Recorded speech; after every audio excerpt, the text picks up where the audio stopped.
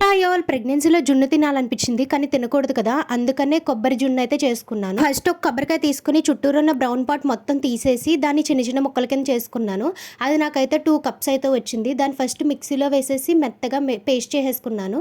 ఆ తర్వాత ఒక కప్పు వాటర్ వేసి మిక్సీ పట్టేసుకున్నాను. మళ్ళీ ఇంకో కప్పు వాటర్ వేసుకొని మళ్ళీ మిక్సీ పట్టేసుకున్నాను.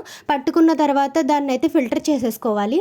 నాకైతే ఈ పాలైతే వచ్చినాయి. ఆ పాలలో కొన్ని పాలు తీసుకొని ఒక బౌల్లోకి అందులో ఒక 4 టేబుల్ స్పూన్ కార్న్‌ఫ్లోర్ వేసి బాగా మిక్స్ చేసుకోవాలి. మొత్తం పాలలో వేయకూడదు, గడ్డ అయితే కట్టేస్తాయి. ఈ పాలు మిక్స్ చేసేసుకున్న తర్వాత మొత్తం పాలలో వేసి మొత్తం కలిపేసుకోవాలి.